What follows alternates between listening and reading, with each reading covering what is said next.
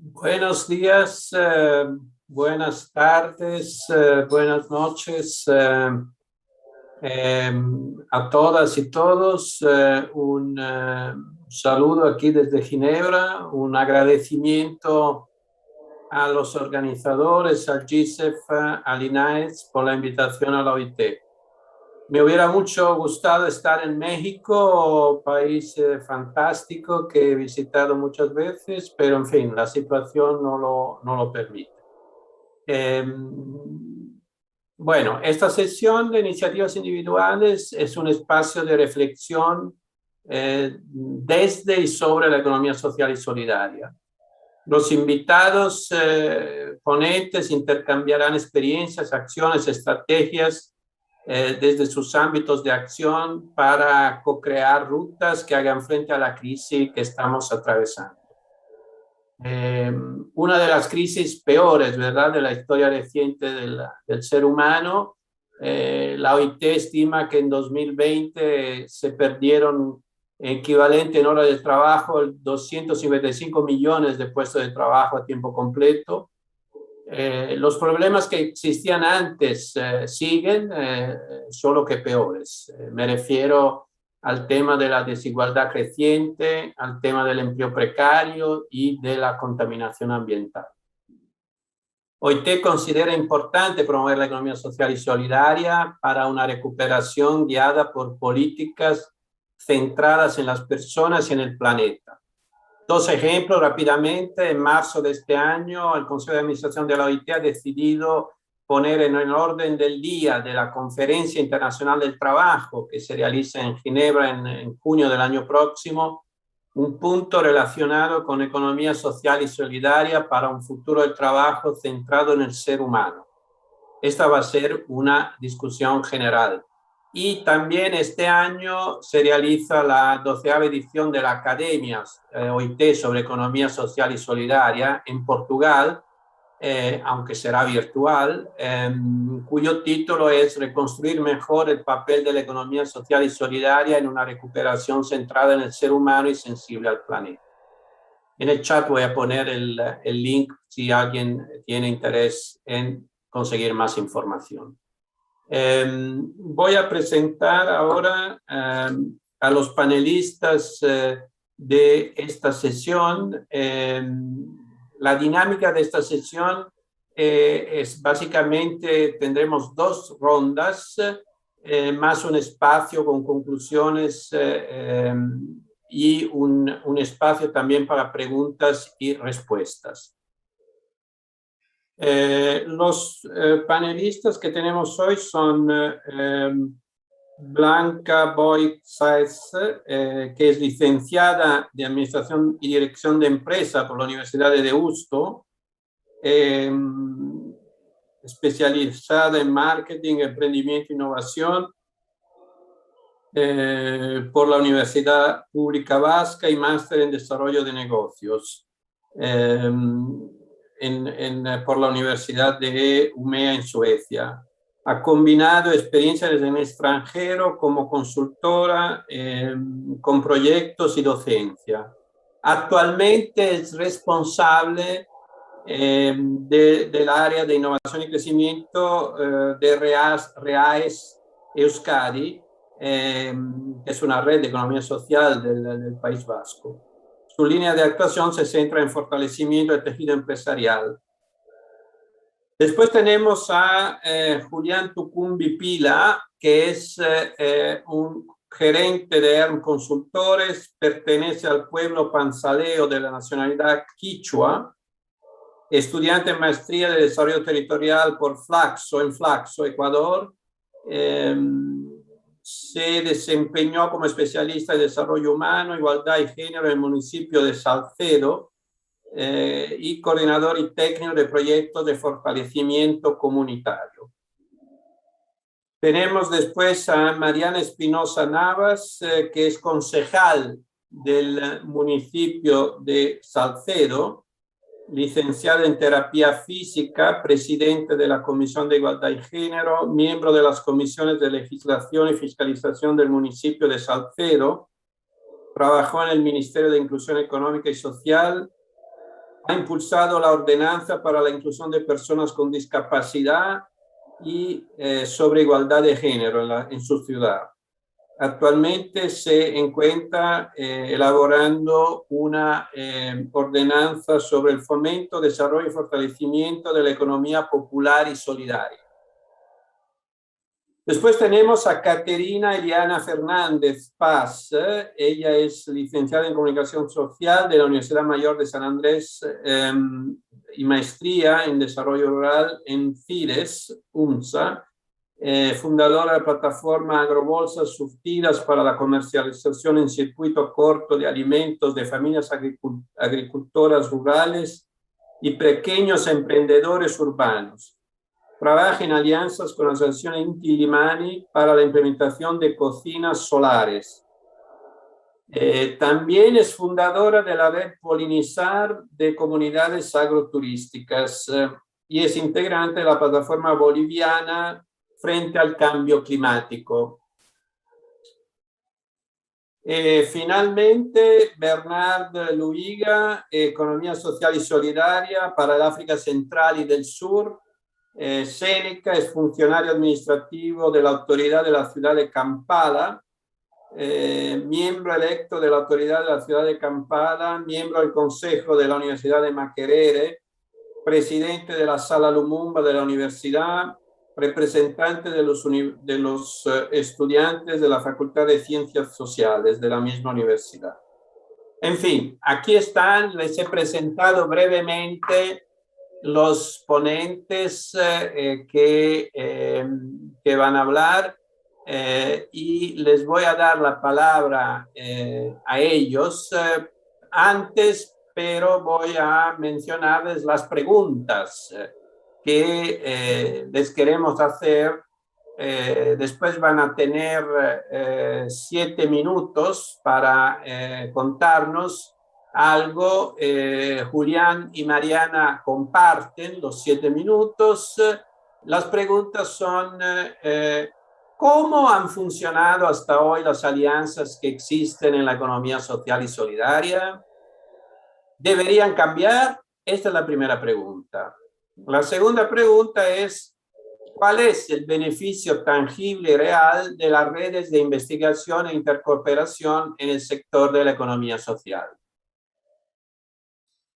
Espero haber sido suficientemente claro y doy la palabra por 7 minutos siguiendo el listado que tengo aquí, a Blanca del País Vasco, España. Blanca. Eskerrik asko, Roberto. Eskerrik asko guztioi gaur honea etortzeagatik eta 5 egun hauetan gurekin Gisefen egoteagatik. Egun hauek oso aberasgarriak izan dira eta eskerrik asko denagatik eta ikasketa guztiengatik. Muchas gracias por venir hoy aquí. Mi intervención se va a centrar en la alianza que hemos desarrollado con el Ayuntamiento de Bilbao y el ecosistema de la economía social y solidaria de Euskadi, que se traduce en un proyecto que se llama Econopolo, que es el Polo de Economía Social y Solidaria. Para poder tangibilizar esta alianza ha sido un proceso bastante largo en el que hemos tenido que dar muchísimos pasos, muchísimas propuestas que se han tenido que hacer y rehacer y sobre todo se ha tenido que desarrollar una relación muy sólida entre los agentes que hemos participado y el gobierno local, haciendo un trabajo mutuo bastante potente para identificar las necesidades que teníamos en común y, por lo tanto, darles respuesta. Para poneros un poquito en contexto, os voy a contar cómo está la situación hoy en día en Euskadi de la economía social y solidaria. En Euskadi la economía social y solidaria tiene una larga trayectoria y hay una red que se llama REAS Euskadi, que es quien representa la economía solidaria, que tiene 24 años de trayectoria. Dentro de REAS Euskadi ya somos a día de hoy 89 entidades del sector de más de 17 sectores económicos. Y esto se traduce en 3.400 puestos de empleo, una base social de más de 27.000 personas entre socias, voluntarias y trabajadoras y una facturación el último año de 83.000 millones de euros. Y además, en concreto en Bilbao, que es donde hemos desarrollado esta alianza, la economía social y solidaria está bastante consolidada, ya que más del 50% de las entidades de la red se encuentran en el entorno de la ciudad. Estos números que os he dado son números bastante significativos, pero sigue siendo un sector relativamente pequeño, que tiene un gran potencial de crecimiento. Y por lo tanto, para intentar que la economía social y solidaria vaya más allá de los grupos afines y sea una alternativa real para el conjunto de la sociedad, es para lo que estamos desarrollando este tipo de alianzas. La alianza con el Ayuntamiento de Bilbao se basa sobre todo en un objetivo que tiene el Ayuntamiento, que es el de atraer y crear iniciativas que generen actividad económica y empleo. Dentro de este objetivo que tiene el Ayuntamiento de Bilbao se priorizan 4 sectores estratégicos: el sector de la ecotecnología y las soluciones urbanas, el sector de los servicios avanzados, el del arte, la tecnología y el diseño, y el del turismo, la salud y la calidad de vida. Y a estos 4 sectores que ya priorizaba el Ayuntamiento de Bilbao, ahora se añade también el sector estratégico de la economía social y solidaria, que además no es una línea vertical, sino que es transversal, porque va más allá de un sector o un ámbito en concreto y lo que se centra es en la manera de hacer economía, poniendo el enfoque sobre todo en el cómo más que en el qué. Y el Econopolo es el principal instrumento para poder desarrollar en esa línea. Es importante también recalcar que todo este proyecto, más allá de ser una estrategia, también se ha formalizado incluyéndolo dentro del plan de mandato de la Alcaldía de Bilbao 2019-2023, considerando al proyecto Econopolo una política pública que impulse la economía social y solidaria como una opción preferente para el desarrollo económico y empresarial, tanto en Bilbao como en el territorio de Euskadi. Importante también recalcar que está construida en colaboración, que la hemos hecho entre la Administración, las universidades, las empresas y la comunidad. Y todo esto se ha terminado de concretar en un convenio de colaboración entre la red REAS Euskadi y el Ayuntamiento de Bilbao. Y bueno, por cerrar un poquito mi intervención, me gustaría contaros cuál es la propuesta de valor del Econopolo, que se basa en 3 ideas principales. La primera idea del Econopolo es que se quiere ofrecer otra forma de ser empresa y de hacer economía que vaya más allá de un sector concreto, sino que sea aplicable a todo tipo de actividad y en toda la cadena de valor. Esa es como la primera idea del Econopolo. La segunda idea, que es también muy importante, es que queremos ser un instrumento de intervención social. Para la economía social y solidaria, la intervención social es clave porque busca acabar con la desigualdad y, por lo tanto, desde el Econopolo queremos promover modelos de empleo inclusivo y poner el enfoque en los colectivos más vulnerables. Y, por último, la tercera idea, digamos, que recoge el Econopolo es que quiere dar servicio a la comunidad. El Econopolo se ha construido desde la comunidad y para la comunidad, donde han participado todos los agentes que están en el barrio en el que se sitúa y que van a estar influidas por el proyecto.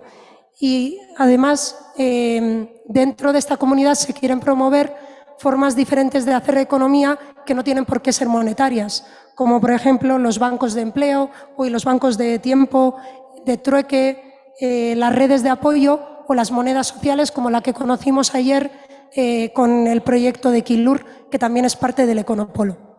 Y por lo tanto, por intentar resumir qué es el proyecto del Econopolo, el Econopolo pretende ser un espacio de referencia tanto físico como simbólico de la economía social y solidaria, donde los agentes puedan encontrarse, puedan compartir y puedan sacar adelante proyectos en conjunto y que además sea a su vez un altavoz para la economía social y solidaria.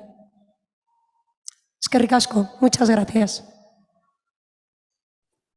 Muchas gracias a Blanca por su intervención. Ahora sí me gustaría dar la palabra a Julián y Mariana. Adelante. Muchas gracias. Buen día a todos y todas. Es un gusto igual para nosotros estar en este Foro Global de Economía Social y Solidaria. Bueno, nuestra propuesta quiere como partir de lo que es la política pública nacional en nuestro país y cómo vamos aterrizándolo a la parte local. Comenzaremos como un poco describiendo la línea del tiempo sobre cómo ha ido avanzando las políticas públicas en economía popular y solidaria. Es así que en 2008, a partir de la aprobación de la nueva Constitución del Ecuador, se aprueba de que el sistema económico del país es un sistema social y solidario donde el ser humano es sujeto y fin. En 2011 se aprueba una ley orgánica de economía popular y solidaria que define a esta como la forma de organización económica de sectores comunitarios, asociativos, cooperativistas y unidades económicas populares basadas en relaciones de solidaridad, cooperación y reciprocidad, donde privilegian al ser humano y están orientados hacia el buen vivir. A la par de que se aprueba la Constitución, también se crea un sistema de contratación pública que rige los procesos en los cuales se hace la contratación con el Estado.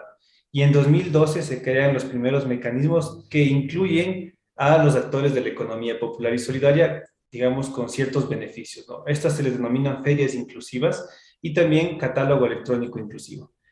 Pero nos vamos a enfocar en este primero. Entonces, ¿qué son las ferias inclusivas? Pues son mecanismos de contratación que tiene el Estado para satisfacer las demandas de bienes, servicios u obras, tales como servicios de limpieza, de mantenimiento, alimentación, construcción u otros.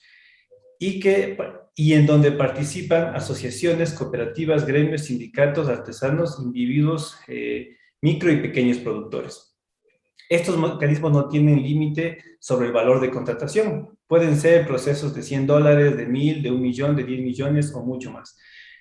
Y los principales criterios para su selección son que sean personas que estén organizadas, que tengan participación de mujeres, personas adultas mayores, personas con discapacidad y que los productos sean de calidad. Entonces, voy a referirme a la pregunta número 2, de cuáles son estos beneficios, ¿no? Para esto nosotros hemos generado una investigación previa en una zona administrativa que está conformado por 4 provincias, ¿no? En esta zona administrativa viven alrededor de 1,5 millones de personas y se registran 2,235 organizaciones de economía popular y solidaria. En el país existen en total 17,815. Desde el año 2012, en esta zona, hasta junio del 2021, se han generado 15,156 procedimientos de compras mediante ferias inclusivas, lo que significa un movimiento de más de $36 millones. El total nacional en ese mismo periodo de tiempo significó $557 millones. Cabe mencionar que cuando se iniciaron estos procedimientos existía mayor participación de pequeños y medianos productores no asociados que paulatinamente los actores de la economía popular y solidaria se han ido incorporando y accediendo a estos mecanismos y sus beneficios. De hecho, en la pandemia hubo mayor participación de estos actores que de los actores no asociados. Los datos los hemos obtenido de forma gratuita de las plataformas del Servicio Nacional de Compras Públicas y el Instituto de Economía Popular y Solidaria. Entonces, aquí queremos hacer referencia un poco a que estamos haciendo investigación como parte del apoyo a un GAD, a un municipio, perdón, local, y que con estos datos vamos a poder construir un documento que aterriza la realidad local. Entonces, para eso Mariana Espinosa nos va a acompañar y nos va a explicar un poco de lo que estamos haciendo ya a nivel local. Gracias, Julián. Primero extender un saludo fraterno desde Ecuador, desde el Cantón Salcedo, la capital mundial del helado. Nos hubiera gustado mucho estar presente de manera presencial, pero sin embargo estamos acá. Es una emoción muy grande que un cantón tan pequeño pues sea parte de este foro global. Bueno, ya Julián ha explicado y se ha manifestado un poco con respecto a las posibles soluciones a la problemática que vive el país y, para ser más exactos, nuestro pequeño cantón, el Cantón Salcedo. Dentro del camino para prepararnos en este foro, hemos podido evidenciar algunas problemáticas de las distintas alianzas que existen entre el Estado y entre la economía social y solidaria.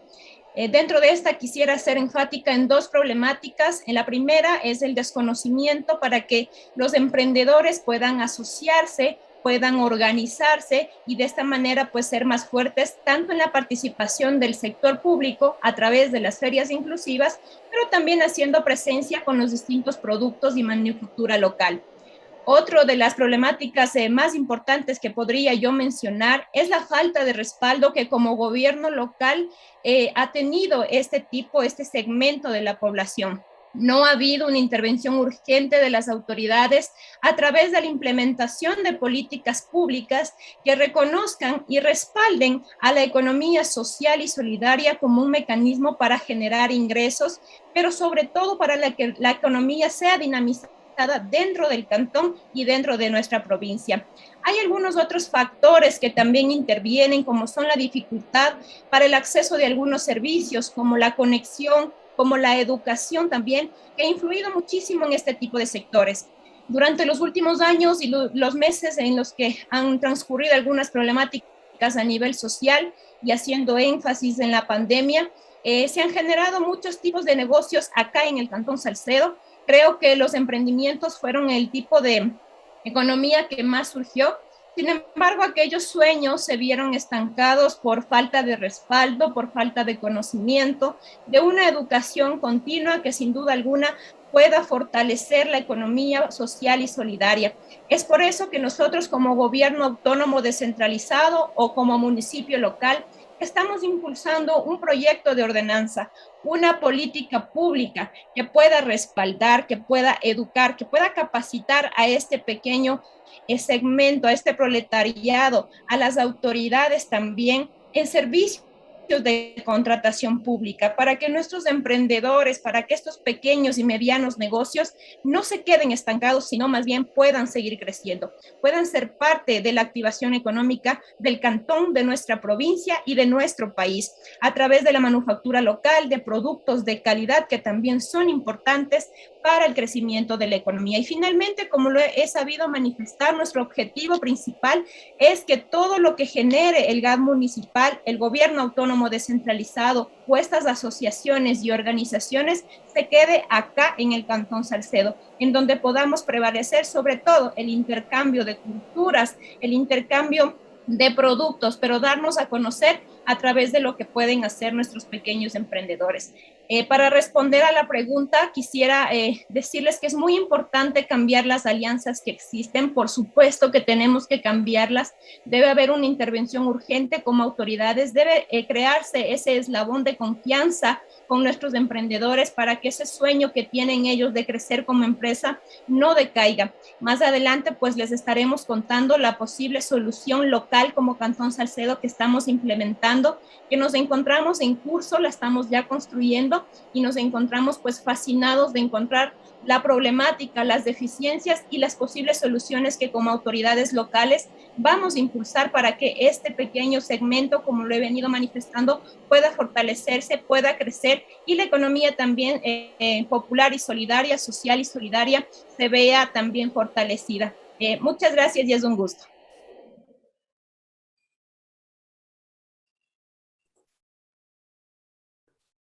Muchísimas gracias a Mariana y a Julián.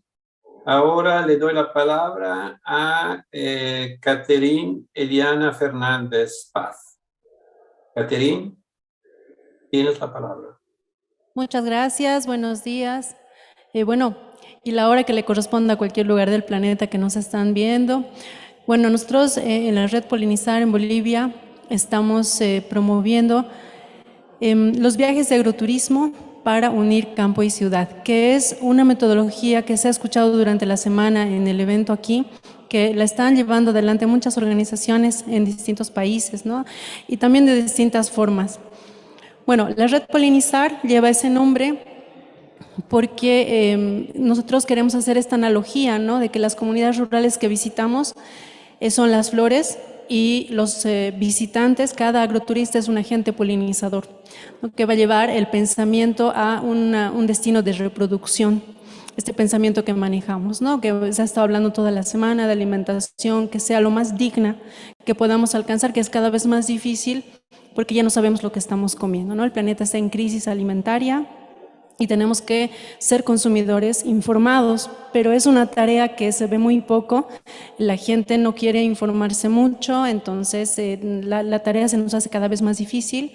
Entonces cada una de las familias agricultoras que conforman la Red Polinizar está en esta tarea por vocación. Ha iniciado todo este trabajo con el objetivo de acercar a nuestros caseros y caseras, que así se llama en Bolivia, a nuestros compradores más asiduos de los alimentos que producen las familias, a las fuentes alimentarias, a los sistemas productivos, y para que conozcan cuáles son las faenas agrícolas de cada familia en su día más natural, ¿no? En la forma de ser habitual, de manera que podamos estrechar los lazos que nos hace falta para juntos poder encaminar estrategias, ¿no? Entonces es bastante complicado en algunos casos, hay personas que se involucran muy rápido, hay otras que les cuesta mucho.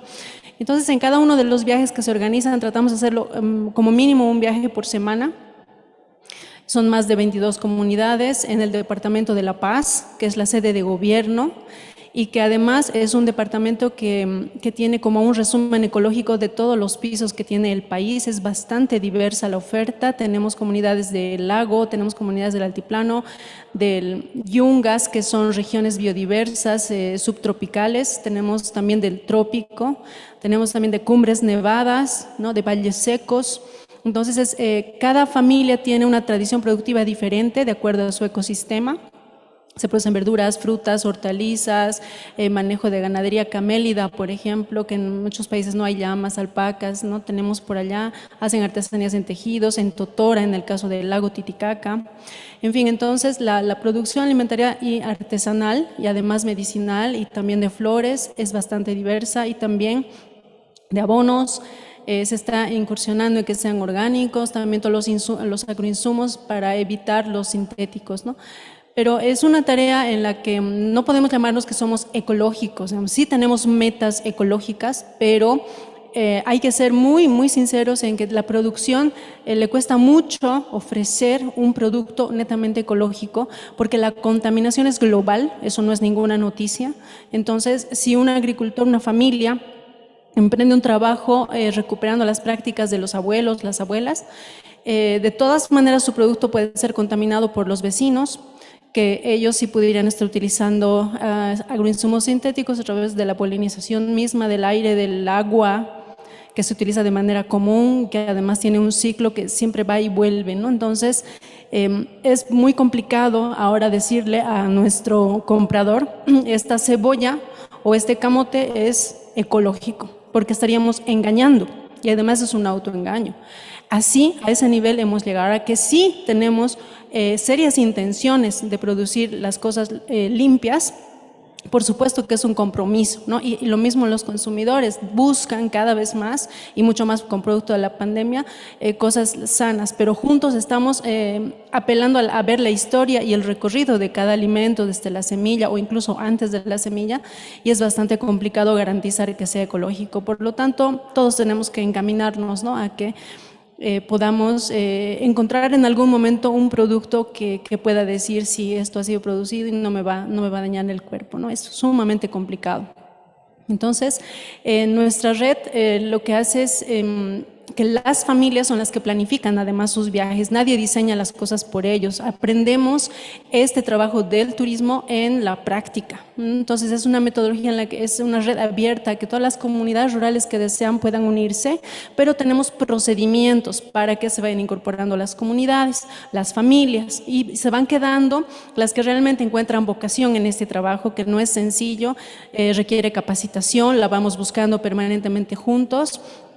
Entonces, es un intercambio horizontal entre campo y ciudad, ¿no? Es un encuentro que queremos lograr en un lugar donde la belleza de los paisajes, que nos hubiera gustado mucho presentarlos aquí en el evento, que estamos seguros muchos países también poseen similares escenarios, nos saca del esquema cotidiano y habilita a las personas para que puedan entender y sentir el ecosistema. Y además encontrar el origen de dónde vienen los alimentos y cómo llegan hasta su plato. Solamente así tenemos un momento propicio para lograr compromiso de la gente. Porque si en la ciudad hablamos en una aula o en el formato que tenemos ahora de foro, por ejemplo, es un discurso, así que quedan las palabras. Si no nos vamos a la acción, no vamos a asumir compromisos para nada, no vamos a asumir responsabilidades, que las tenemos todas desde que nacemos. Entonces, lo que buscamos con el agroturismo es que campo y ciudad se junten, intercambien todo lo que puedan en conocimientos, en aprendizajes y también en preguntas y en metas que queremos alcanzar, y hallen que tienen más en común de lo que creen y pueden ser más fuertes si se mantienen unidos. Y con esta metodología hemos logrado que aumenten a más de 800 los seguidores permanentes en nuestras redes sociales, porque no tenemos una oficina, no tenemos nada físico, nos desplazamos permanentemente, los equipos de trabajo están en el campo, en la ciudad somos 2 personas que promovemos. Y este trabajo es de enriquecimiento mutuo. Una comunidad va transmitiendo su conocimiento y la experiencia que va ganando a las comunidades que recién se van incorporando, y así se va incrementando, digamos, las familias comprometidas dentro del grupo, y de una región a la otra es muy complicado ir. Entonces la tecnología colabora un poco, pero tratamos de hacer encuentros presenciales cada cierto tiempo para poder planificar el trabajo, reforzar los principios de trabajo. Y bueno, este chaleco, por ejemplo, que yo llevo hoy, es algo que nos identifica visualmente. Entonces, cuando aparecen nuestros carteles en las redes y se va a promocionar los viajes para que la gente se inscriba, puedan ir reconociendo a la red Polinizar, y a la distancia, las familias que son integrantes de la red también puedan ir sintiendo y reafirmando su pertenencia a la red, ¿no? Y recordar siempre el tipo de alimentación que se debe ofrecer, que tiene que reflejar la producción de la tierra y bueno, toda la cadena que esto implica, ¿no? Muchas gracias.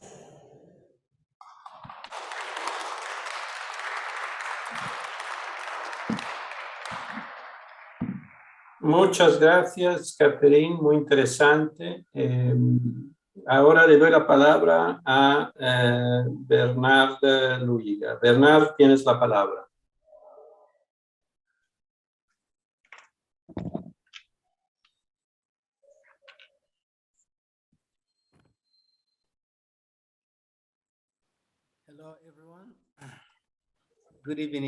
Hola, muy buenas noches a todos. Buenas noches de Capala, Yucatán. Son las 7 de la noche aquí, ya es de noche. Es verdaderamente un placer estar aquí en esta sesión sumamente importante. Es un privilegio, es un honor ser parte de ello, porque los shakespearianos con iniciativas en Uganda, es de lo que hablaremos. Quiero darle las gracias al GICEF por permitirme la oportunidad de presentar mi iniciativa y por la acción. Y también quisiera darle las gracias al gobierno de México. Damas y caballeros, yo me llamo Bernard Yugiga, yo soy de Uganda, soy el cofundador de Social Seneca, que es una red para una economía social y solidaria en el centro de África. Sé que todo el mundo se puede preguntar por qué nos enfocamos en dos regiones de África, el África Central y el África Oriental, pero tenemos que pensar en los recursos que tenemos a disposición. Hay dos regiones que comprenden la mitad de la población de África como continente. Cuando combinamos la población del este de África y de África Central, hablamos de 640 millones de personas, fuera del total de 1.3 mil millones. Digamos que estamos hablando de una región prolífica en África, incluyendo como 8% de la población global. Así que es una región que cobra suma importancia. Las preguntas que muchos, incluso nosotros, que nos vienen a mente es que esta región del centro de África es una de las más pobres. Cuando analizamos los países alrededor del mundo, cuando tratamos de hacer una tabla de calificación, digamos que estamos entre las 5 primeras más pobres. Afortunadamente, esta región tiene recursos. Hablemos del este de África, la central. La mayoría de los recursos con los que contamos como continente viene de estas dos regiones.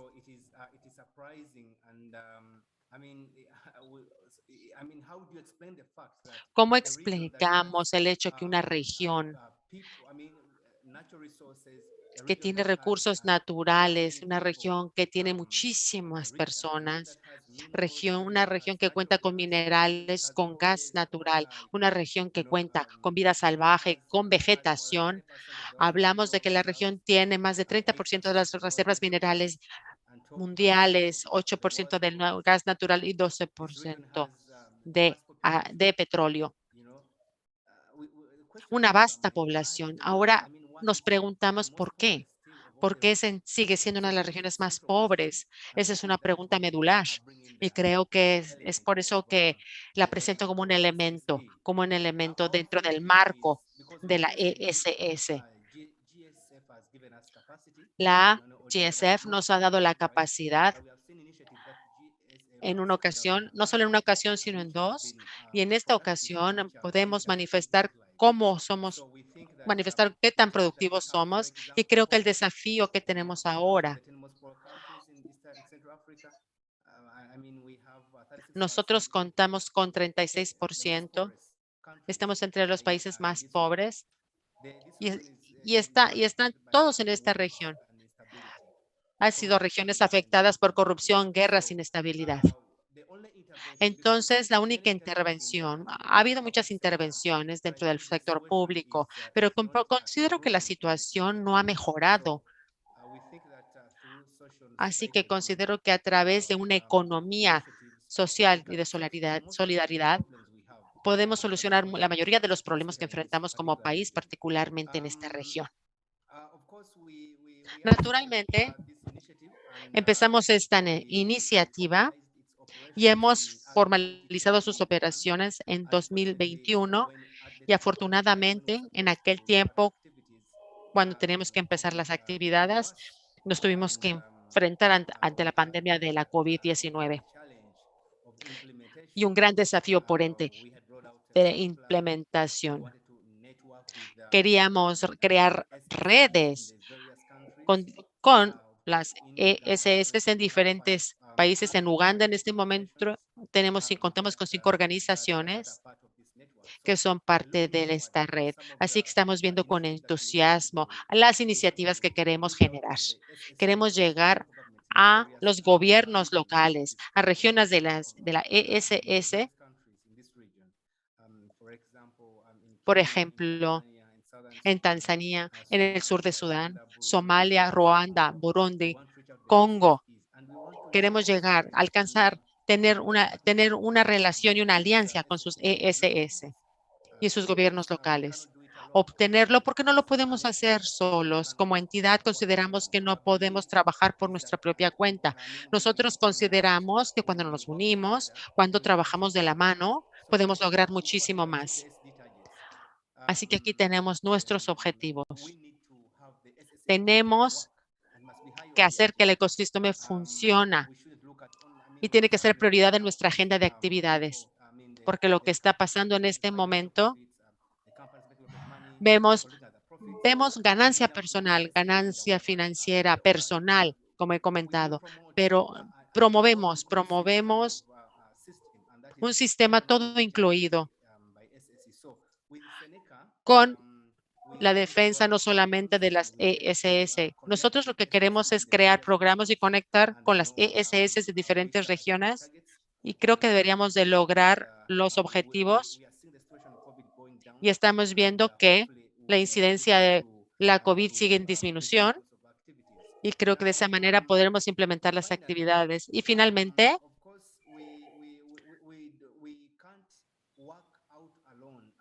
no podemos ir solos como ESS. Tenemos que caminar en alianza con los gobiernos locales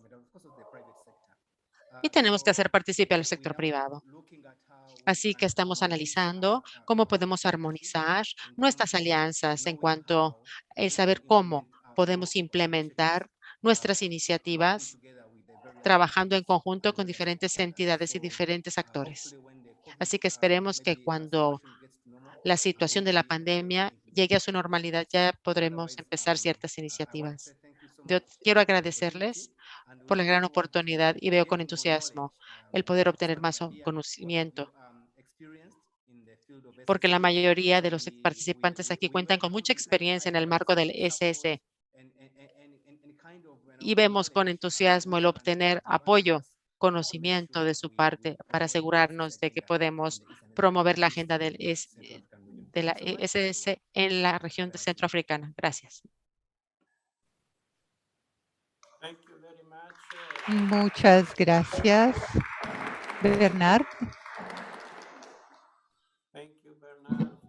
Gracias, Bernard, por su presentación. Voy a hablar español.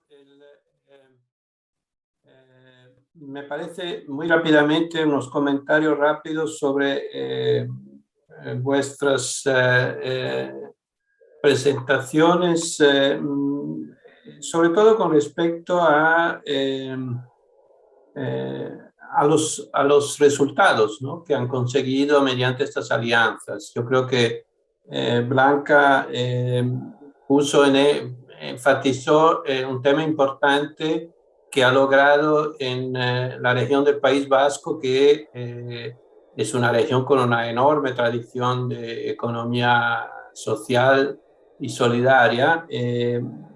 Sin embargo, esta alianza ha logrado hacer que el gobierno local de Bilbao, de la ciudad de Bilbao, haya priorizado la economía social y solidaria de una manera transversal, que creo es la manera más correcta, porque la economía social y solidaria es transversal a los aspectos económicos y sociales y no solo de un territorio.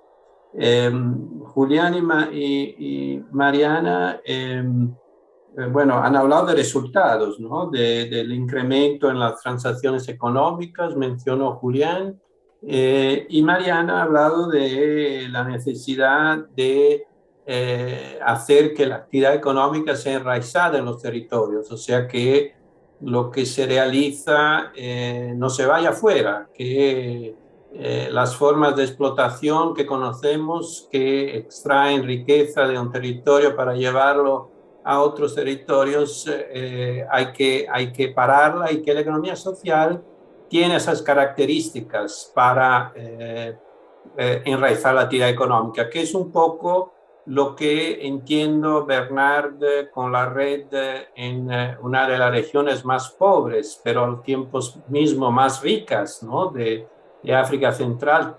Tiene mucha riqueza en muchos recursos naturales, sin embargo, evidentemente que no se logra crear las condiciones para que esa riqueza se revierta en condiciones mejores de vida para las personas.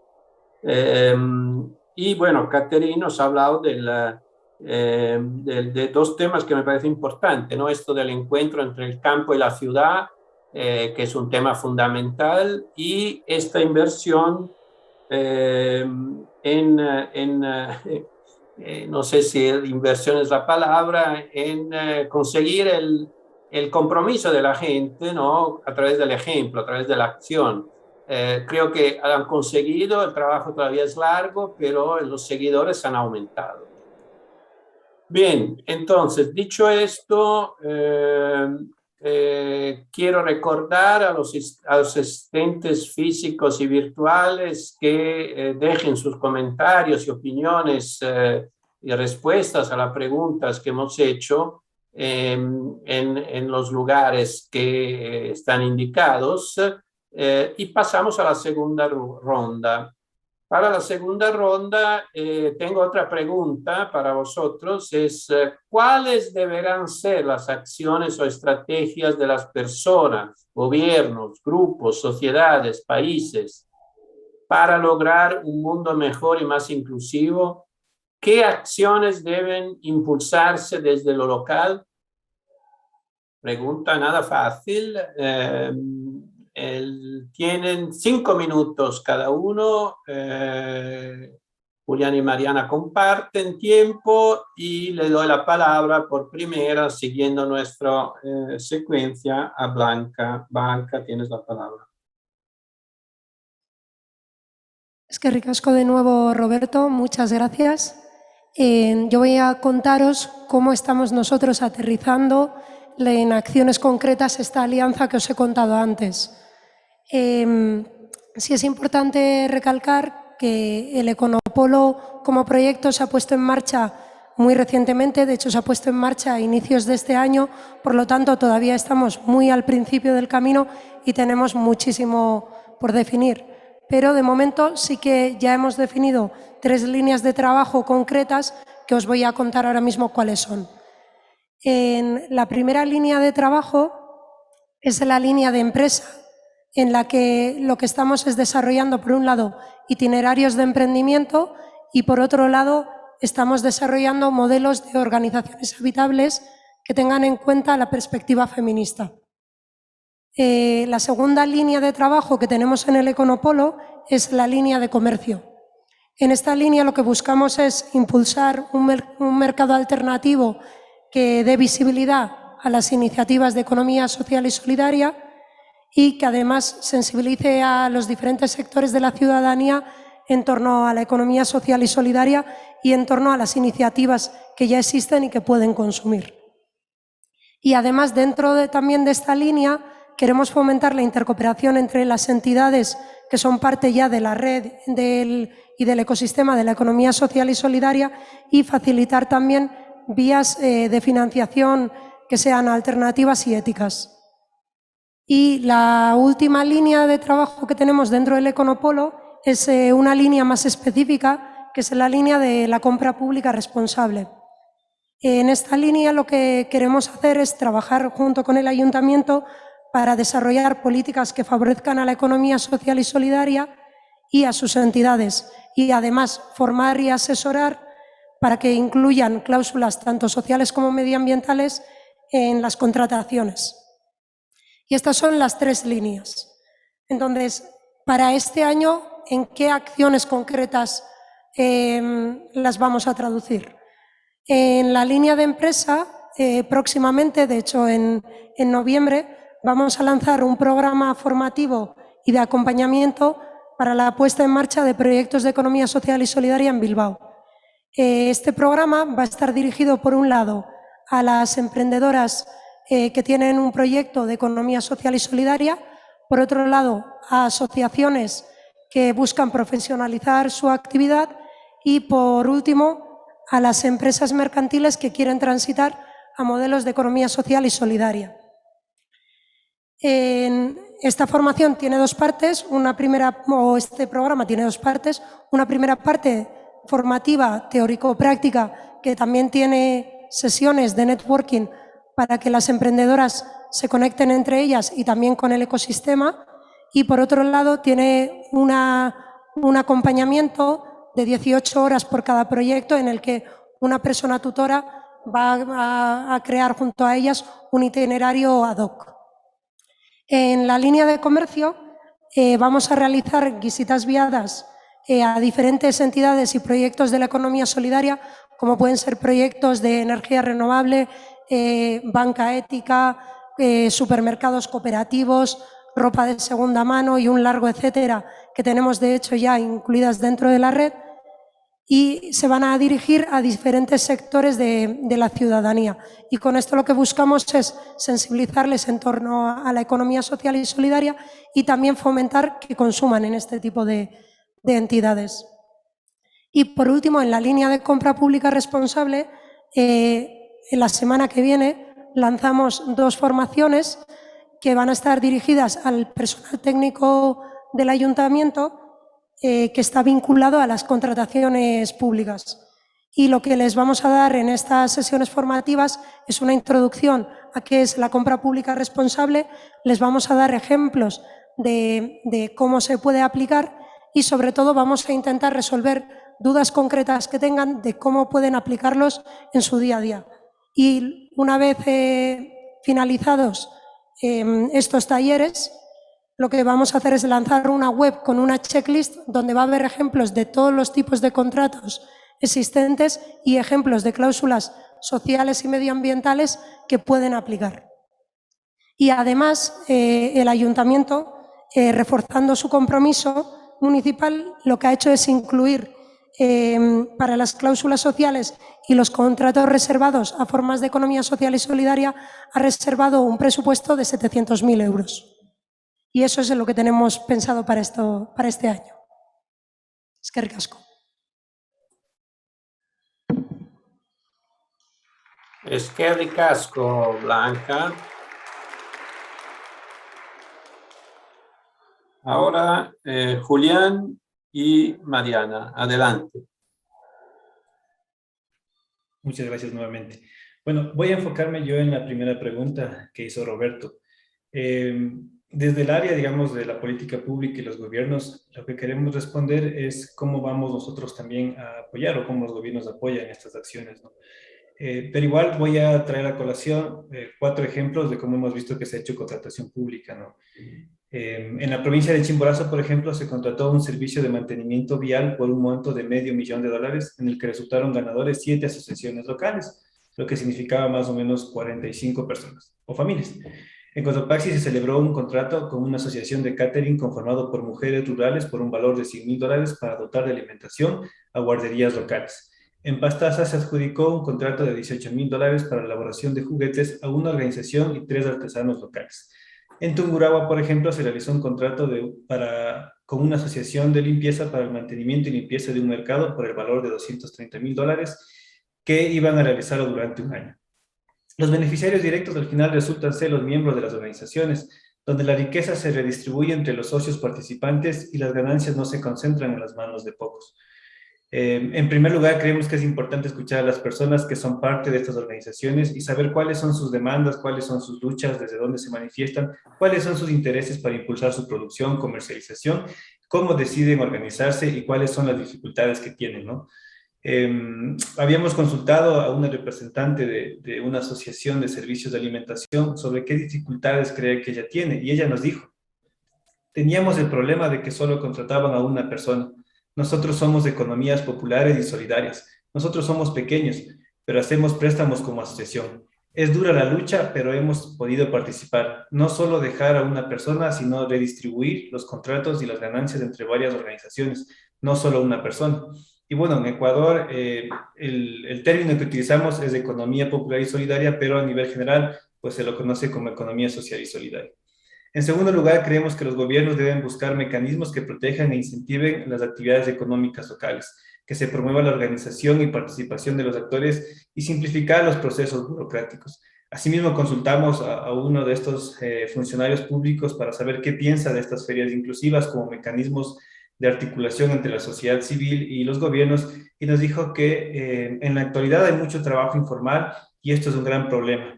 Creo que se deberían implementar programas que fortalezcan los lazos con los actores de la economía popular y solidaria, ya que son para emprendedores, siendo un espacio de mayor seguridad y reduciendo así esta brecha informal. En tercer lugar, creemos que es necesario considerar el rol de la mujer y su participación en las organizaciones de economía popular y solidaria.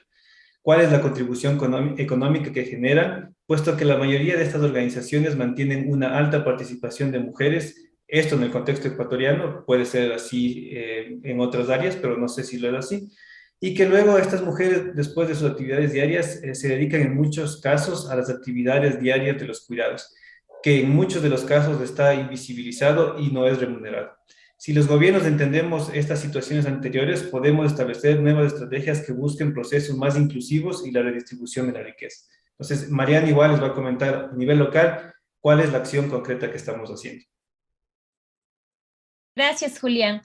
Sí, efectivamente, nosotros hemos aterrizado a una pregunta clave que nos dice qué acciones deben impulsarse desde la parte local.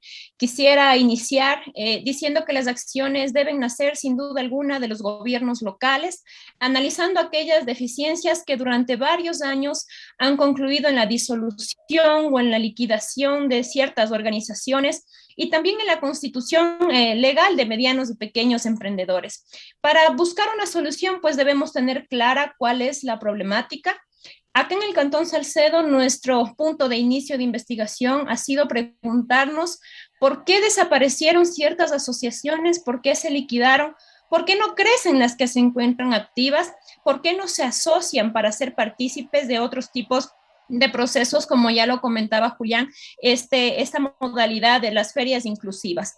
Pues bien, como autoridades, mi nombre es Mariana Espinosa y la licenciada Gladys Mesías, que somos concejales acá en el Cantón Salcedo, hemos propuesto crear un proyecto de ordenanza de ley, acá se la conoce así, con el nombre del fortalecimiento de la economía popular y solidaria a través de la inclusión de las ferias inclusivas a través de la CERCOP o del Servicio de Compras Públicas.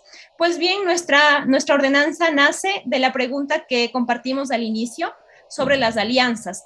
Las alianzas estratégicas acá tienen un objetivo primordial, que es la búsqueda ampliada, mancomunada de resultados. Nuestra primera fase inicia con la alianza estratégica con la academia, con los institutos y universidades de educación superior, en donde a través de estudiantes y docentes buscamos recurrir a los territorios para conocer cuáles son las necesidades que tienen cada uno, tomando en cuenta las características y ciertas especificaciones que tienen en común.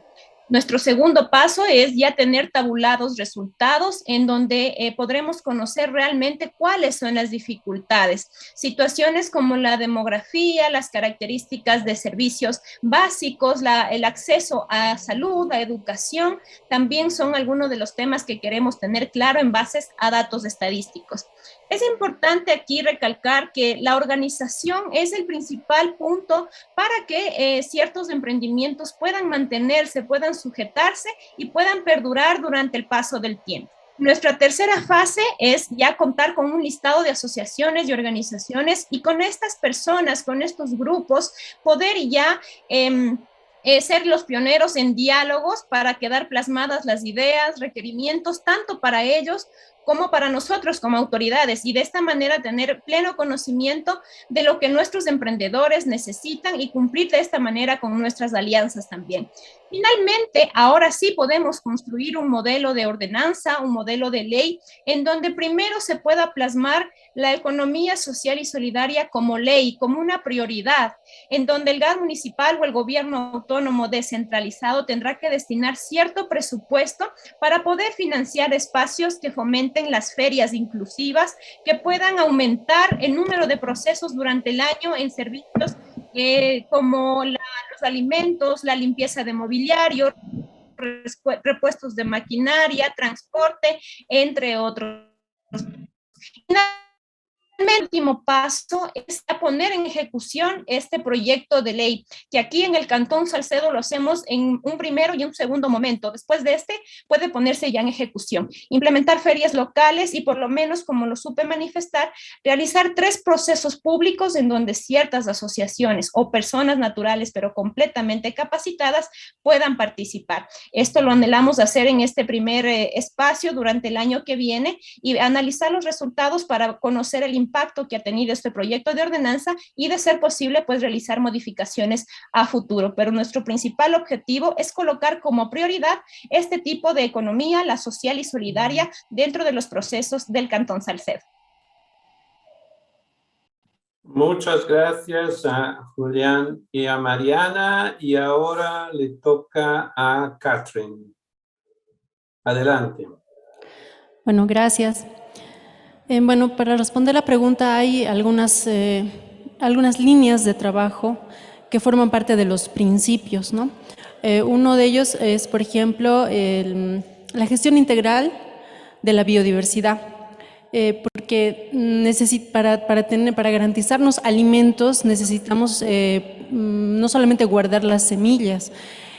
El trabajo es mucho más complejo y se trata de comprender qué cosa es el ecosistema, cómo estamos interconectados, cómo funciona toda la biodiversidad, que es algo que ya también se ha mencionado durante la semana, y entender como especie humana en qué parte nos ubicamos, porque somos solamente una especie más de todos los seres vivos, ¿no?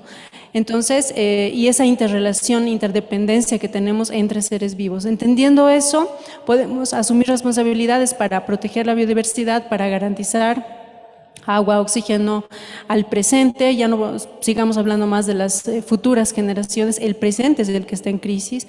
Entonces, la gestión integral de la biodiversidad es una tarea que implica muchas acciones cotidianas de cada persona, no importa si eres productor, consumidor o en qué parte de la ciudad o del campo vives.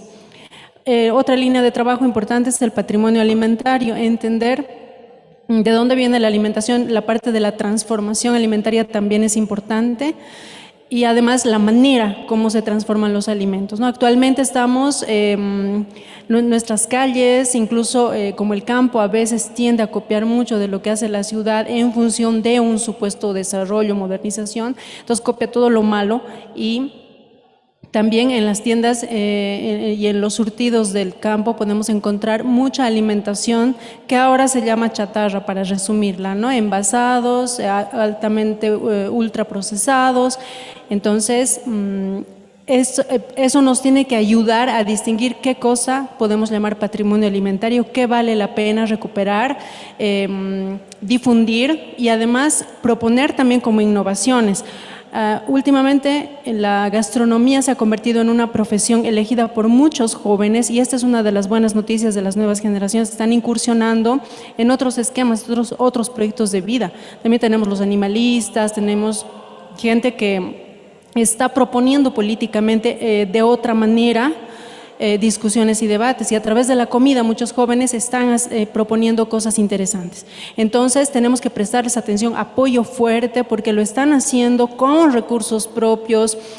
A los gobiernos locales organizan algunas ferias, algunas cuestiones demostrativas, pero un apoyo estructural no se puede notar todavía. Hay también capacitación, ¿no? Hay escuelas, hay formación, pero luego, ¿qué hacen con todos los jóvenes? No podemos continuar en esa misma lógica de formar, otorgar un certificado, un título y después dejarlos a su suerte. Todo eso tiene que formar parte de un esquema de cambio de mentalidad, ¿no? Entonces, si estamos solos y los gobiernos apoyan muy poco, entre productores y consumidores, transformadores, tenemos que aliarnos y reforzar los compromisos. Entonces, al decidir qué vas a comer cada día, tienes que pensar en esta dinámica y elegir, preferir y ejercer tu poder de consumidor sobre estas propuestas de los agricultores, de los gastrónomos nuevos, porque ahí hay respuestas, ¿no? No siempre esperemos encontrar respuestas en leyes, normas o planificación gubernamental. A veces se queda eso solamente en el papel. Si no lo operativizamos nosotros desde la práctica, no se va a hacer realidad. Entonces, tenemos que actuar con o sin los gobiernos. Y de esa forma podemos generar políticas que después puedan elevarse al rango de políticas públicas, ¿no? Y exigir que se implementen. Pero tenemos que hacerlo desde la acción. Entonces, y la acción cotidiana que está bajo el control de cualquier ser humano es lo que va a comer. Sí puedes controlar el plato de comida que vas a poner desde que te despiertas en la mañana en tu plato, ¿no? en tu taza, en tu cuchara, en tu olla. Eso sí lo puedes controlar. Y ahí no hay pretextos de decir es que no tengo mucho dinero, solamente tengo esto a mi alcance. Porque precisamente una de las cosas que hemos podido comprobar en el trabajo del agroturismo es que la alimentación primaria es de bajo costo, ¿no es cierto? Entonces, si analizamos bien, a veces la información es engañosa o muy manipulada, incluso por la publicidad, para decirnos que los alimentos naturales son más caros que las ofertas de la agroindustria. Si confirmamos esa información, vamos a encontrar que podemos nutrirnos con alimentos accesibles, económicos, directamente de la agricultura familiar, por ejemplo. Y esto es algo que puede encontrarse en la mayoría de los países. Es verdad que hay países que no tienen mucha agricultura y que dependen demasiado de importaciones o de alimentos procesados, pero aún en esos países se puede encontrar alimentación primaria que no es cara, ¿no? Porque la publicidad en general nos dice o se maneja, se manipula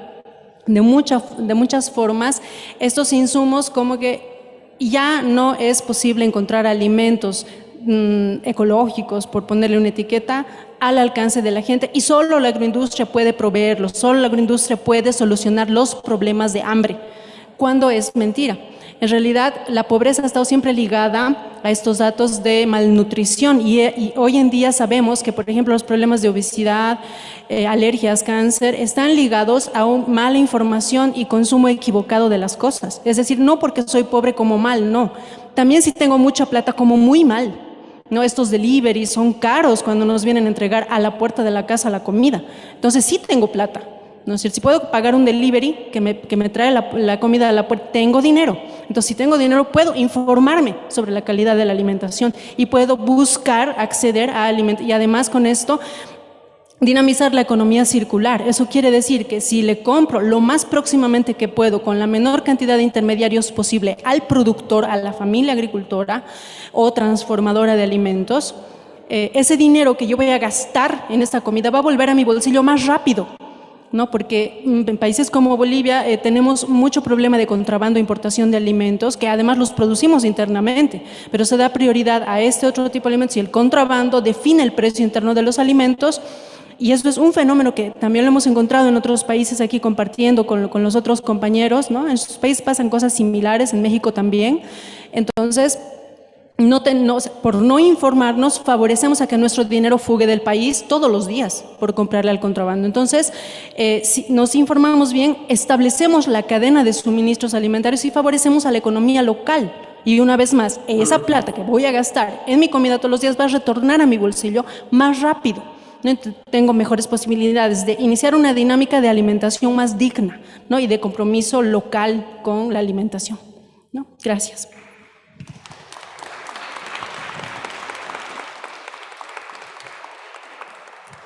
Bueno, gracias, Catherine. Y ahora, Bernard, the floor is yours.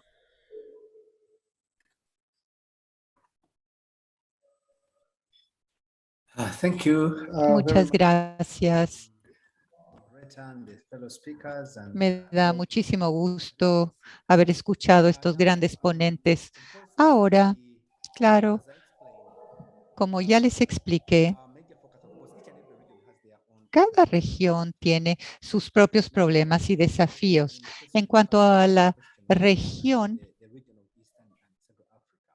de la zona este de África, como ya resalté en mi presentación anterior, sí nos enfrentamos a desafíos específicos. Enfermedades africanas, conflictos, corrupción, un mal gobierno. Es decir, esto obviamente hace que la región no avance y nos damos cuenta que la pobreza contribuye a una falta de estabilidad y a los conflictos. Estamos teniendo problemas de corrupción. Entonces, en ese aspecto, en realidad, aquí viene el papel de la ESS. Las acciones que tenemos que generar o las estrategias que tenemos que considerar. Número uno, tenemos que pensar el participar agresivamente en colaboraciones internacionales, particularmente con los actores de crecimiento de la ISS, GISEF, entre otros, dándonos cuenta que el mundo con esta pandemia, con la COVID-19, nos hemos dado cuenta que el mundo es solo uno. Estamos en México, en Uganda, yo estoy en Uganda, pero también estoy en México y estamos comunicándonos alrededor del mundo. Entonces, digamos que ya el mundo es uno solo y tenemos que hacer más grande nuestro conocimiento y nuestras capacidades a través de las ESS. Los problemas que hemos tenido, los grandes desafíos que hemos encarado, es el entendimiento de las personas, los gobiernos en particular, entender el papel de las ESS dentro del marco de un país, del gobierno de un país. Así que en algunas instancias el gobierno las aprecia, pero cuando tenemos este tipo de intercambios, tal como estamos teniendo estas colaboraciones nacionales y compartimos nuestras experiencias, yo considero que de una u otra manera estamos creando capacidad para poder promover la agenda de ESS. Así que con actores como estos estamos generando sinergias. En el centro y en la parte este de África, cuando colaboramos de esta manera, estamos obteniendo capacidades, habilidades y creando aquella plataforma para poder compartir ideas, para poder mejorar las condiciones del mundo. Así que ese viene siendo el primer punto que quería yo ventilar. Y número dos, quisiera hablar de que tenemos que trabajar vigorosamente en la defensa y en la generación de legislación. ¿Qué pasa? La agenda de las ESSS en algunos países carece del marco legal y, por tanto, se convierte en un desafío porque nos damos cuenta que los gobiernos ven dificultades al implementar. Por ejemplo, en los procesos de planificación en mi país, estamos teniendo el problema para el programa para el próximo año fiscal. Entonces, tenemos que trabajar a nivel legislativo y el nivel de generación de regulaciones de conformidad con las ESS. Así que es sumamente importante crear ese marco, llevando a cabo peticiones a los parlamentos respectivos y las agencias gubernamentales para que las SSS sea parte de la agenda de cada país. Y también tenemos que crear capacitación. Necesitamos a personas, a aquellos servidores públicos que estén bien capacitados en cuanto a la economía social y que comprendan el papel que ESS juega en las vidas de las personas. Así que si no generamos esa capacidad y no entrenamos a nuestra gente, entonces no vamos a poder promover esta agenda. Por ejemplo, en mi país, generalmente el apoyo que nosotros recibimos de la GCEF ha llegado a otro nivel. Incluso el movimiento ESS o la agenda queda bien alineada con el contexto de Uganda. ¿Por qué? Porque hemos involucrado al gobierno, hemos seguido capacitaciones, los servidores públicos han sido bien entrenados y capacitados para que vigorosamente puedan trabajando en aras de la capacitación en las economías sociales y solidarias, para que todo el mundo entienda exactamente el concepto ESS y lo que puede generar. Y finalmente, es de suma importancia y creo que es una semilla que nos llevemos para que consideremos y razonemos. Necesitamos visualizar cómo podemos coexistir con el sector privado. No deberíamos de verlos como un competidor, el sector privado contra el sector público. No se trata de una competición, se trata de que sea una dinámica en que se complementen, se trata de trabajar en conjunto, coexistiendo en aras de la economía social. Por ejemplo, si queremos lograr esto, por ejemplo, el combate al hambre, tendríamos que darnos cuenta que solo una sola entidad no lo puede resolver. Tienen que ser un esfuerzo conjunto, incluyendo la agenda de la ESS. Lo que pasa en mi país es que las ESS a veces se contradicen o entran en competición con el sector privado. Así que tenemos que pensar, analizar cómo podemos relacionarnos con el sector privado o cómo ellos nos ven a nosotros como aliados en el desarrollo del interés, beneficiando a la economía, que coexistan, es decir, tanto las ESS y el sector privado. Muchísimas gracias. Thank you very much, Bernard. Muchísimas gracias, Bernard. Voy rápidamente a comentar una cosa sobre esta última ronda. Me parece que van perspectivas diferentes alrededor de un paradigma de producción y consumo. Me parece que los primeros tres, Blanca, Julián y Mariana, han puesto el énfasis en un tema que creo es fundamental y es el tema de las compras públicas, la necesidad de imponer cláusulas para que los fondos de inversión público estén condicionadas hacia conseguir objetivos sociales, ¿no? Que son los objetivos de la economía social y solidaria. Esto es un tema que va a tener más y más importancia, a mi modo de ver, y por otro lado, Catherine lo ve más desde el lado del consumidor, que es un tema importante también, al fin de que sea consciente de muchas cosas que pasan. La publicidad es manipulada, es falsa, y eso afecta a la salud de las personas porque se compran tantos productos que son todo lo contrario de lo que dicen. Y Bernard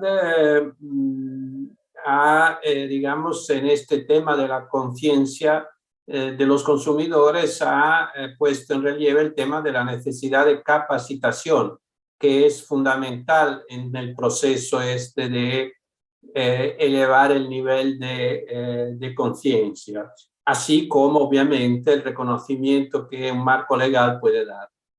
Bien, ahora como falta muy poco, yo tengo las instrucciones que tengo, les tendría que dar 1 minuto cada uno. Les pido que sean bastante estrictos con el tiempo. Yo tengo 2 preguntas. Tengo más, pero voy a usar 2 porque no nos va a dar tiempo. Y me gustaría que en las conclusiones, el minuto conclusivo que les voy a dar, quizás hagan una referencia a estas preguntas. Bueno, en realidad es una pregunta que hago a todos y otra que es directamente a Catherine. La pregunta general es: ¿qué estrategias debería seguirse para poder implementar la economía social y solidaria como estandarte para enfrentar los efectos de la pandemia? Y la pregunta para Caterina es: ¿cuál es el diagnóstico que presenta el agriturismo con relación a las autoridades regionales, sean municipales o gubernamentales? Entonces, comenzamos con Blanca. 1 minuto, gracias. Es que ricasco, Roberto. Muchas gracias también a todas mis compañeras panelistas por vuestras intervenciones. Han sido realmente interesantes. Sí me gustaría, antes de concluir, hacer una pequeña mención a lo que ha dicho Catherine y recoger esa idea de consumidoras informadas y que no es más caro consumir economía social y solidaria. También en Euskadi el año pasado hicimos una investigación y nos salió lo mismo, el resultado de que no es más caro. El problema es la falta de información y la accesibilidad. Entonces, yo creo que las alianzas tienen que estar muy centradas en sensibilizar a la población y en facilitar, visibilizar iniciativas y el acceso a ellas. Entonces, eso, muchísimas gracias. Y sí que me gustaría, además, respondiendo a tu pregunta, leeros unas reflexiones que hemos preparado a raíz de todo lo que hemos escuchado en este congreso. La pandemia global del COVID ha vuelto a poner en evidencia una serie de retos a los gobiernos locales que, en colaboración con los agentes de ESS, de Economía Social y Solidaria, pueden impulsar nuevos escenarios para la construcción de una economía más inclusiva y sostenible. Identificamos 3 grandes escenarios deseables que pueden contribuir a construir comunidades locales más resilientes que hagan frente a retos ecosociales. Por un lado, una comunidad local inclusiva y cuidadora que coloque a las personas y a su bienestar como prioridad en los programas de desarrollo humano local. Por otro lado, una comunidad en transición ecosocial que desarrolle una estrategia que nos permita construir un desarrollo local sostenible. Y por último, una economía para una comunidad equitativa y sostenible, que impulse un cambio en el sistema productivo, que coloque la vida en el centro de toda su actividad y que ponga en valor los trabajos reproductivos y de cuidados. Eskerrik asko.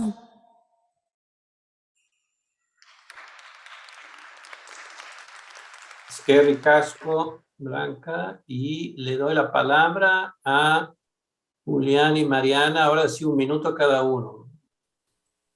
Muchas gracias. Bueno, para responder un poco la pregunta, sí es importante decir que nosotros hemos tomado, digamos, una visión desde el lado del gobierno. Obviamente yo considero que las propuestas que han dado los demás compañeros, como Bernard, como Catherine y Blanca, es súper importante porque es la acción real lo que consiguen en el territorio, ¿no? Y bueno, en el tema post-pandemia nosotros habíamos visto que hay más actividad de actores de economía popular y solidaria en procesos de compras públicas que antes, ¿no? Entonces, nos da a entender también que las formas de organización han servido para soportar los efectos de la COVID-19. Pero igual queríamos decirles que esperamos que esta breve exposición aporte al debate sobre cuál es el rol del Estado y de los gobiernos y cómo pueden aportar a la economía social y solidaria.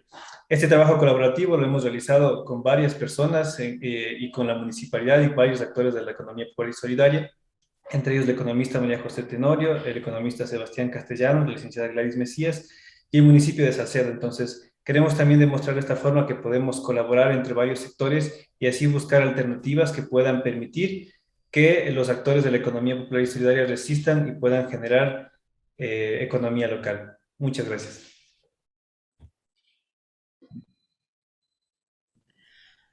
Bueno, gracias por las preguntas. Perdóname, la primera pregunta no la he entendido muy bien, pero bueno, con respecto al tema de los gobiernos, nosotros estamos buscando permanentemente articular las acciones fundamentalmente con gobiernos locales, ¿no? Los municipios rurales, por ejemplo. Nos ha ido muy bien en el municipio de La Paz, que es uno de los municipios más grandes del país, en algunas gestiones para la comercialización de los alimentos en ferias, y estamos incursionando en impulsar el mercado campesino Zenobio López, que tenga el espíritu campesino más auténtico posible, ¿no? Todavía nos está costando mucho este año. En Bolivia hemos cambiado de gobiernos, están instaladas las nuevas administraciones, hemos tenido elecciones a medio año más o menos, por lo tanto, todos saben que hay una burocracia que cumplir. En fin, es el tipo de administración que los países democráticos hemos diseñado, hemos inventado, hemos instalado en nuestros países, lo tenemos que respetar.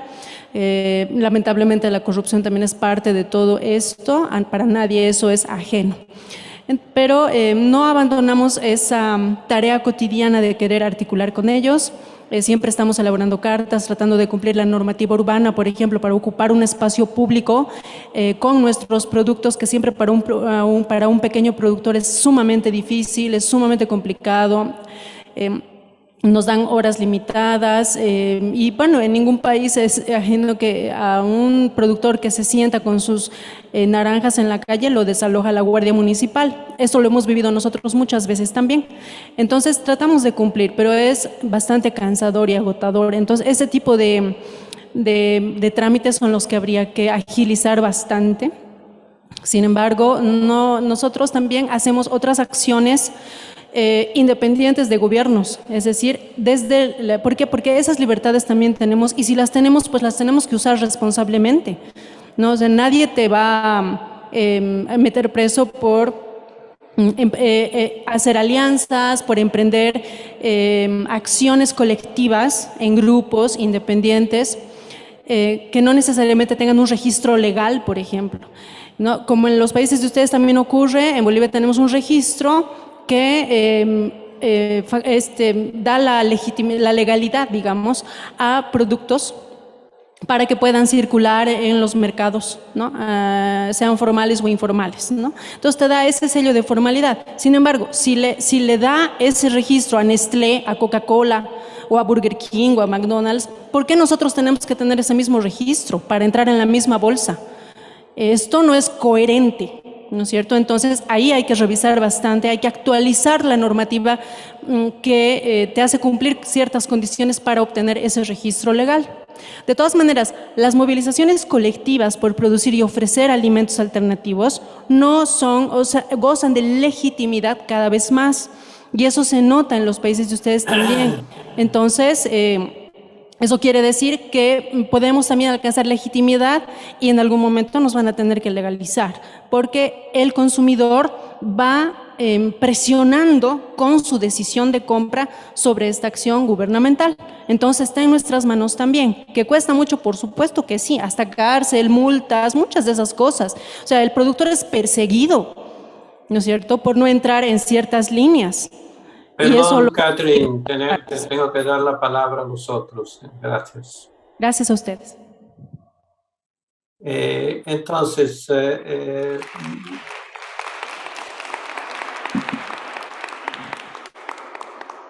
Mariana, volvemos a Ecuador. Gracias, Mariana, Rodrigo. tienes un minuto, dale. Perfecto. Bueno, comenzar respondiendo que los efectos de la pospandemia no podrán ser evidenciados en tan poco tiempo. Su impacto tendrá que ver mucho en 2, en 3 años para conocer realmente cómo ha incidido en la economía local, en la economía nacional e internacional también. Mi principal conclusión, quiero mantenerme en que somos los gobiernos locales la principal herramienta para la prevalencia de la economía social y solidaria. Tenemos claro cómo se implementan las políticas a nivel nacional, pero creo que nuestro desafío principalmente es aterrizar toda esa experiencia en la política local a través de la creación de instrumentos locales como la ordenanza con la que hemos propuesto este foro, es sin duda alguna un respaldo principal para este segmento de la economía. A través de una ley, de una ordenanza, podremos nosotros priorizar los gastos, los recursos, darle la oportunidad al emprendedor para crecer como negocio o empresa, la promoción y la publicidad de sus productos, el reconocimiento jurídico, el financiamiento y también, ¿por qué no?, los recursos internacionales que son fundamentales. Por la situación demográfica y por la dificultad en el acceso a algunos servicios, hay el desconocimiento que es evidente y se ha convertido en un impedimento muy grande para el fortalecimiento de la economía social y solidaria. Pero para esto, la alianza con la academia y la educación continua permitirá posicionarnos como el principal mecanismo generador de recursos.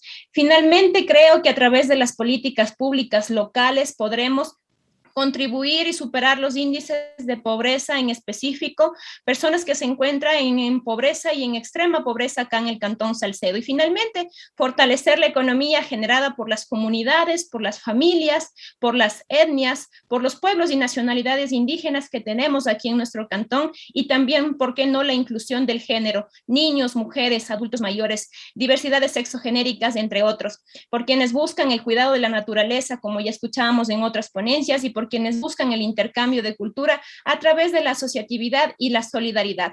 Eso es lo que podríamos concluir de la experiencia que estamos trabajando en nuestro cantón y en el país Ecuador. Muchas gracias.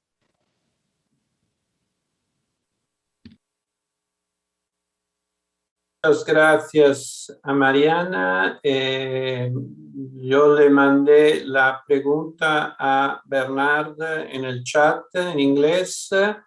Espero que la haya recibida. Y Bernard, have you received the question in English in the chat?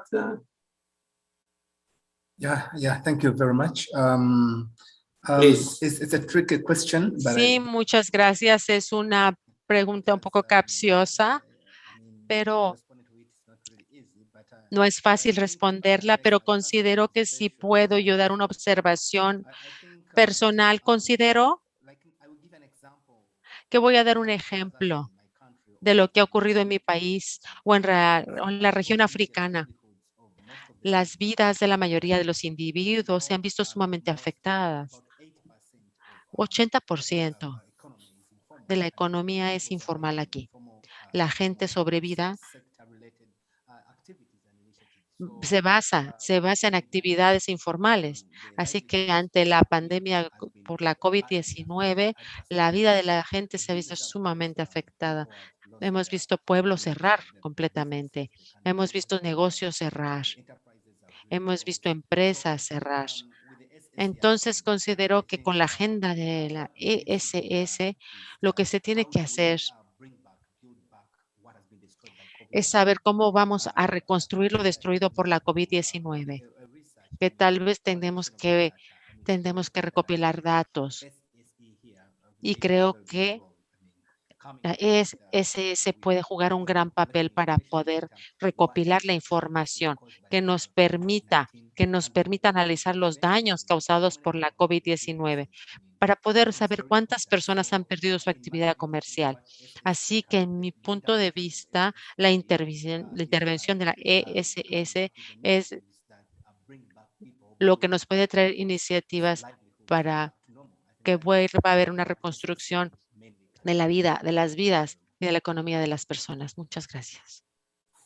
Muy bien, muy interesantes las conclusiones. Me quedo con la última de Bernard. Ha mencionado un tema absolutamente prioritario, que es el hecho que la crisis ha golpeado a todos y todas, pero a algunos más que a otros, ¿verdad? Y el caso de los trabajadores de la economía informal, así como de las mujeres y de los jóvenes, son entre los más afectados.